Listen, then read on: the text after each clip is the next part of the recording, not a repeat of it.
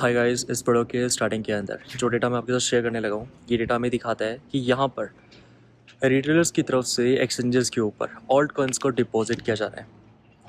अब ये चार्ट के अंदर जैसा कि देखा सकता है कि हमें लास्ट 2 ईयर्स के अंदर फर्स्ट टाइम मार्च 2024 के अंदर एंड उसके बाद दिसंबर 2024 के अंदर इस प्रकार का स्पाइक देखने मिला था, जो कि हमें दिखाता है कि किस टाइम पर यहाँ पर होल्डर्स या फिर रिटेलर्स की तरफ से ऑल्ट कॉइन्स को एक्सचेंजेस पर डिपॉजिट किया जा रहा है प्रॉफिट बुकिंग के लिए। अब यहाँ पर ध्यान रखने वाली बात क्या है कि लास्ट 2 ईयर्स में हमें फर्स्ट टाइम मार्च 2024 के अंदर स्पाइक देखने मिला था, जिस टाइम पर एक्सचेंज पर सबसे ज़्यादा ऑल्ट कॉइन्स को डिपॉजिट किया गया। उसके बाद दिसंबर 2024 के अंदर ये वो टाइम था जहाँ पर बिटकॉइन अपना टॉप कंफर्म करता है एंड इस टाइम पर हमें alt coin market cap total 3 and others market cap के अंदर टॉप देखने मिलता है। लेकिन अभी के टाइम पर जहाँ पर बिटकॉइन अपने हाइज पर ट्रेड कर रहा है, एट द सेम टाइम अगर हम ऑल्ट कॉइन मार्केट कैप की बात करें, टोटल 3 की बात करें, अदर्स मार्केट कैप को देखें, जो कि हमें दिखाता है कि हम यहाँ पर दिसंबर के लेवल से अभी भी यहाँ पर 35 से 40% नीचे ट्रेड कर रहे हैं। अब ये हमें चार्ट ये दिखाता है बेसिकली कि अभी के टाइम पर हमें रिटेलर्स की तरफ से कैपिटुलेशन देखने मिल रहा है ऑल्ट कॉइन्स के अंदर। अब यहाँ पर दोस्तों हम लास्ट कुछ महीनों के अंदर देख चुके हैं कि बिटकॉइन इथेरियम रिकवर हो रहा है, लेकिन ऑल्ट कॉइन्स रिकवर नहीं हो रहे। और इस टाइम पर ऑन चेन साइड से भी देखा सकते हैं कि रिटेलर्स की तरफ से कैपिटुलेशन किया जा रहा है या फिर ऑल्ट कॉइन्स को मार्केट में कैपिचुलेट किया जा रहा है। यहाँ पर मार्केट में ऑल्ट कॉइन्स को सेल किया जा रहा है, होल्डिंग्स को यहाँ पर एग्जिट किया जा रहा है। दोस्तों यहाँ पर अभी से 2 से 3 महीने पहले जिस टाइम पर इथेरियम $4,000 से जाता है, अगर मैं यहाँ पर लास्ट 5 to 6 मंथ्स की बात करता हूँ, $4,000 से इथेरियम जाता है $1,500 के ऊपर, $1,300 के अराउंड। इस टाइम के पहले जहाँ पर इंस्टीट्यूशंस इथेरियम को एग्रेसिवली बाय नहीं कर रहे होते हैं, लेकिन जब इथेरियम 1300 से $1,500 की रेंज में आता है, वहाँ पे इंस्टीट्यूशंस इथेरियम को एग्रेसिवली बाय करना शुरू करते हैं।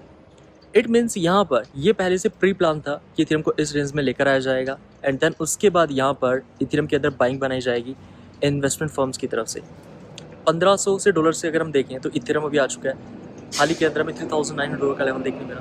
और ये लेवल जब हमें देखने मिला तो इस टाइम पर मार्केट में किसका पैसा था इथेरियम के अंदर? इंस्टीट्यूशंस का। इस टाइम पर रिटेलर्स जो कि इथेरियम के अंदर ऑलरेडी लोअर लेवल्स के ऊपर अपनी पोजीशन को कैपिचुलेट कर चुके थे, इथेरियम को सेल कर चुके थे।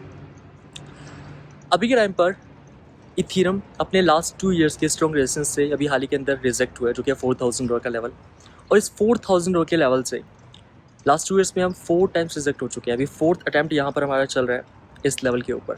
लेकिन इस बार ध्यान देने वाली बात क्या है कि अभी से पहले जब भी हम इस रेजिस्टेंस के लेवल पर रिजेक्ट हुए, उस टाइम पर इंस्टीट्यूशंस का पैसा इथेरियम में नहीं था। लेकिन इस बार इथेरियम के अंदर इंस्टीट्यूशंस का पैसा आ रहा है और इस बार दोस्तों $4,000 के लेवल को ब्रेक कर सकते हैं।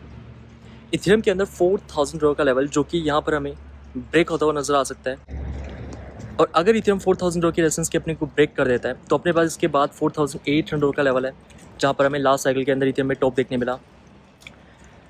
एंड $4,800 के ऊपर अपने पास प्राइस डिस्कवरी जोन है इथेरियम के लिए, जहाँ पर इथेरियम कितना भी जा सकता है इस रेंज को यहाँ पर ब्रेक करने के बाद।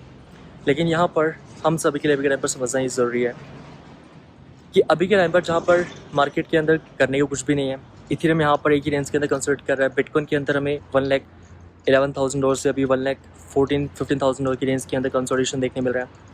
ऑल्ट कॉइन्स ब्लीड कर रहे हैं। दोस्तों इस बात का ध्यान रखें, अगले महीने अभी अपने पास 1 महीने का टाइम है, 1 महीने के बाद से यूएस के अंदर रेट कट होने वाले हैं। एंड इस साल हमें 3 रेट कट मिल सकते हैं, सितंबर के अंदर, अक्टूबर एंड दिसंबर के एफओएमसी मीटिंग के अंदर। अगर मैं लास्ट ईयर की बात करता हूँ, लास्ट ईयर हमें सितंबर के अंदर 25 BPS का रेट कट मिला था।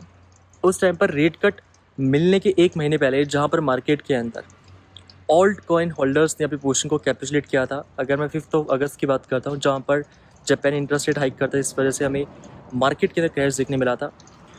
तो ये वही टाइम था जहाँ पर रेट कट से पहले मार्केट के अंदर ऐसे सेंटीमेंट क्रिएट कर दिए गए थे, जहाँ पर रिटेल इन्वेस्टर्स मार्केट्स को एग्जिट कर चुके थे, अपनी पोजीशन को यहाँ पर एग्जिट कर चुके थे। अभी के टाइम पर जहाँ पर ऑल्ट कॉइन्स रिकवर नहीं हुए, सिर्फ इथेरियम बिटकॉइन रिकवर हुआ है। एंड लास्ट 1 महीने के अंदर हम मल्टीपल वीडियोस में बात कर रहे हैं कि बिटकॉइन से पैसा निकलकर सिर्फ इथेरियम के अंदर गया है और इथेरियम से यहाँ पर पैसा निकलकर ऑल्ट कॉइन्स के अंदर आने वाला है। एंड वो यहाँ पर हम अपकमिंग वीक्स मंथ्स के अंदर विटनेस करने वाले हैं, क्योंकि अभी हम साइकिल टॉप के काफ़ी करीब आ चुके हैं। जब साइकिल टॉप की हम बात करते हैं तो ज़्यादातर होल्डर्स को लगता है कि यहाँ पर ऑल्ट कॉइन्स परफॉर्म नहीं करेंगे, साइकिल का टॉप यहाँ पर अगले 2 से 3 महीनों के अंदर हमें देखने मिल जाएगा। तो इस बात का ध्यान रखें, मार्केट को यहाँ पर रिकवर होने के लिए टाइम नहीं चाहिए। अगले महीने से यहाँ पर रेट कट हो रहा है यूएस के अंदर, और रेट कट लास्ट टाइम हमने सितंबर के अंदर देखा था, जहाँ पर रेट कट के साथ ही मार्केट के सेंटीमेंट चेंज हुए। अभी के टाइम पर मार्केट को बेरिश किया जा रहा है। यहाँ पर जैसे कि हम ऑनचेन डेटा को लेकर बात कर रहे थे वीडियो के स्टार्टिंग के अंदर, कि होल्डर्स अब यहाँ पर इतना फ्रस्ट्रेट हो चुके हैं, रिटेलर्स इतना फ्रस्ट्रेट हो चुके हैं जो कि अपनी पोजीशन को एग्जिट कर रहे हैं। अब एग्जिट करने का क्या मतलब है कि यहाँ पर अब रिटेलर्स का इंटरेस्ट नहीं है, कॉन्फिडेंस नहीं है मार्केट के अंदर। एंड गाइस, इस बात का ध्यान रखें, स्मार्ट मनी यही चाहती है कि रिटेल इंटरेस्ट मार्केट में नहीं रहे, क्योंकि रिटेल इंटरेस्ट नहीं रहेगा, लोगों के बीच में कॉन्फिडेंस नहीं रहेगा, तभी यहाँ पर मार्केट के अंदर रिटेलर्स के बीच में फिर से यहाँ पर फोमो बनाया जा सकता है मार्केट को रिकवर करके। लेकिन यहाँ पर इस बात का भी ध्यान रखना हम सभी के लिए ज़रूरी बन जाता है कि हर एक ऑल्ट कॉइन सेम यहाँ पर गेन दे या सेम स्पीड से रिकवर हो, ये ज़रूरी नहीं है।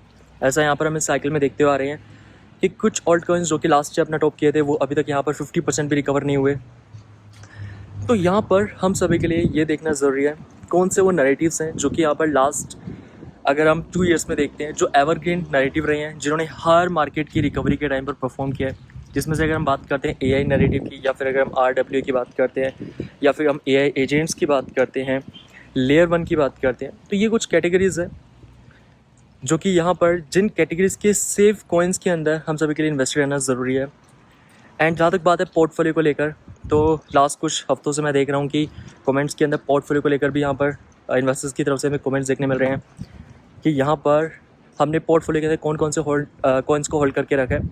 ऑलरेडी दोस्तों हम पोर्टफोलियो के ऊपर वीडियो कर चुके हैं, जिसका लिंक आपको वीडियो का डिस्क्रिप्शन मिल जाएगा। हमने अप्रैल के लास्ट वीक के अंदर वीडियो किया था कि कौन से कॉइन्स के अंदर अभी हम इन्वेस्टेड है, कौन से ब्लू चिप ऑल्ट कॉइन्स के अंदर हम इन्वेस्टेड है।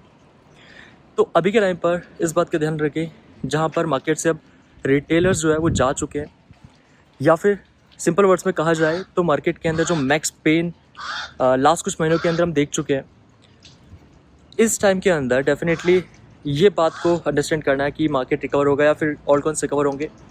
लेकिन हम सभी के लिए ये देखना ज़रूरी है कि अगले महीने से जो रेट कट आ रहे हैं मार्केट के अंदर लिक्विडिटी लेकर आएंगे। एट द सेम टाइम अभी तक यहाँ पर फेडरल रिजर्व ने बैलेंस शीट के अंदर पिवट नहीं किया है। पिवट नहीं किया इसका मतलब कि यहाँ पर अभी तक मनी प्रिंटिंग यूएस के अंदर स्टार्ट नहीं हुई। हालांकि दोस्तों यहाँ पर फेडरल रिजर्व की तरफ से स्टेल्थ क्यूई स्टार्ट हो चुकी है, stealth quantitative easing. Stealth quantitative easing का मतलब होता है जहाँ पर फेडरल रिजर्व अनाउंसमेंट नहीं करता है कि वो मनी प्रिंट कर रहे हैं, लेकिन बिहाइंड द सीन यहाँ पर कुछ बिलियंस ऑफ डॉलर्स को मार्केट के अंदर प्रिंट किया जाता है। हमने यहाँ पर मई के फर्स्ट वीक में देखा एंड मई के सेकंड वीक के अंदर जहाँ पर 43 बिलियन यूएस डॉलर एफओएमसी या फेडरल रिजर्व की तरफ से मार्केट के अंदर प्रिंट किए जाते हैं। एंड यहाँ पर जब ये प्रिंटिंग होती है तब मार्केट के अंदर किसी प्रकार के अनाउंसमेंट नहीं किया जाता है। तो यहाँ पर अभी सिर्फ हमें फेडरल रिजर्व की तरफ से स्टेल्थ क्यूई देखने मिल रही है। लेकिन अगर हम क्वांटिटेटिव ईजिंग की बात करें, जो कि हमने 2020 के अंदर देखा था, एंड क्वांटिटेटिव ईजिंग के बाद ही मार्केट के अंदर यहाँ पर रिस्क एसेट्स ने परफॉर्म किया। अब इस साइकिल के अंदर हो क्या रहा है कि पैसा जो लास्ट 5 ईयर्स के अंदर या 5 ईयर्स पहले मार्केट में प्रिंट हुआ, वही पैसा मार्केट में सर्कुलेट कर रहा है, फ्रेश पैसा नहीं आ रहा है। जिस वजह से यहाँ पर आप देखते होंगे लास्ट ईयर जो ऑल्ट कॉइन्स परफॉर्म किए या फिर ऑल्ट कॉइन्स में जो पैसा था, अभी के टाइम पर यहाँ पर वो पैसा दूसरे ऑल्ट कॉइन्स दूसरे नैरेटिव के अंदर शिफ्ट हो रहा है। पैसा यहाँ पर मार्केट के अंदर फ्रेश नहीं आ रहा। जो पैसा मार्केट के अंदर पहले से है वही पैसा डिफरेंट नैरेटिव्स की तरफ शिफ्ट हो रहा है, जिससे कि यहाँ पर बाकी नैरेटिव हमें ब्लीड करते हुए नजर आ रहे हैं। क्योंकि जब एक नैरेटिव मार्केट में परफॉर्म कर रहा है तो बाकी नैरेटिव से लोग पैसा निकाल रहे हैं और उस नैरेटिव के अंदर पैसा लगा रहे हैं जो नैरेटिव परफॉर्म कर रहा है। तो अभी के टाइम पर दोस्तों यहाँ पर हम सभी के लिए ये देखना ज़रूरी है कि ऑल्ट कॉइन्स की जहाँ तक बात है तो हम सभी के लिए नेक्स्ट मंथ इंपॉर्टेंट है सितंबर का। सितंबर से पहले मार्केट यहाँ पर रिकवर करना शुरू कर सकता है, क्योंकि रेट कट यहाँ पर जिसको लेकर 90% अभी प्रोबेबिलिटी है मार्केट के अंदर। एंड रेट कट के साथ ही में हम सभी के लिए ये भी इम्पोर्टेंट रहेगा कि फेडरल रिजर्व के जो चेयरमैन है पावेल यहाँ पर कब रिज़ाइन करते हैं, क्योंकि वो भी हम सभी के लिए इम्पोर्टेंट रहेगा। उसके बाद हम बैलेंस शीट के अंदर पिवट एक्सपेक्ट कर सकते हैं। बाकी दोस्तों आपका क्या ओपिनियन है कमेंट करके जरूर बताएं। अगर आपको इस वीडियो से ज़्यादा से भी इन्फॉर्मेशन मिली है लाइक का बटन दबाना मत भूलें। बाकी मैं मिलता हूँ फिर आपसे नेक्स्ट वीडियो में, तब तक लीजिए हिंद, वंदे मातरम।